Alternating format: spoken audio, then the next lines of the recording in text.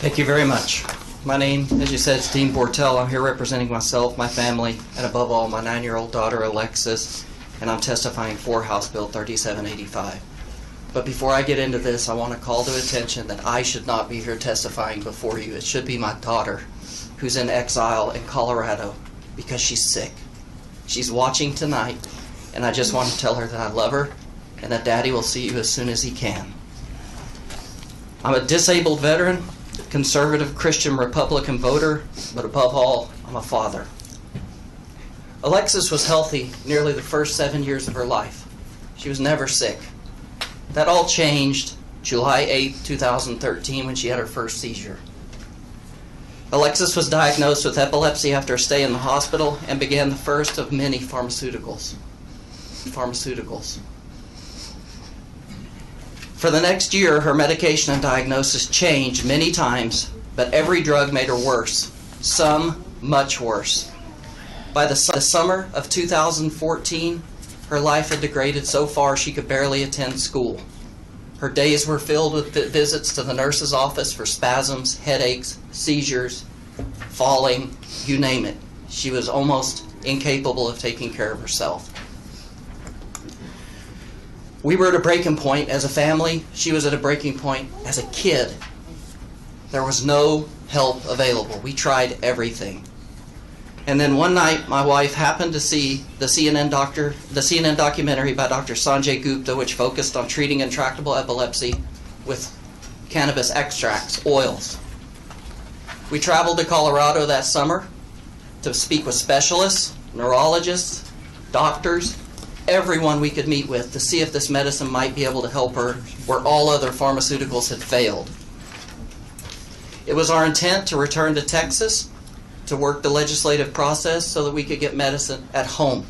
We are Texans, all of us. Time, however, was not on our side.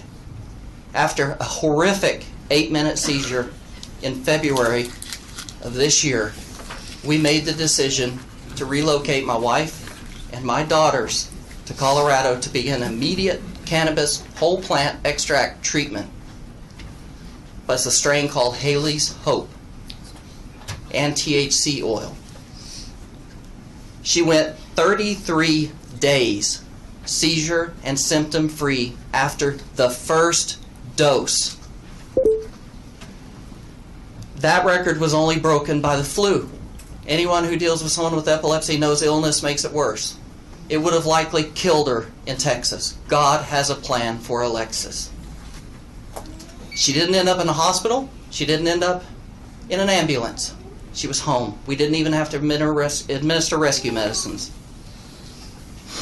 But it's important to state that she needed THC and CBD oil for her treatment. I am one of a handful of people in this chamber with experience treating intractable epilepsy with pharmaceuticals and, when they failed, whole plant medical cannabis extracts. I can tell you without question, without reservation, that cannabis has given my daughter her life back. Last weekend, she rode a bike for the first time in her life. House Bill 3785 is the only medical cannabis bill that will allow Alexis to return home. Not only her, but all other Texas refugees. All of us. Texas's laws regarding medical cannabis no longer reflect scientific realities of the world. My family's been torn apart because Alexis is sick. This isn't right. My wife and I both served our country out of the deep respect for the people and its values. Now we are asking our state to respect the sanctity of our family and help us to return home. Please show the world that Texas cares about the sick and that we aren't afraid to put science over propaganda and ideology. Thank you. Thank you. Questions, members? Well, thank you to you and your wife for your service to our country. Yes, ma'am.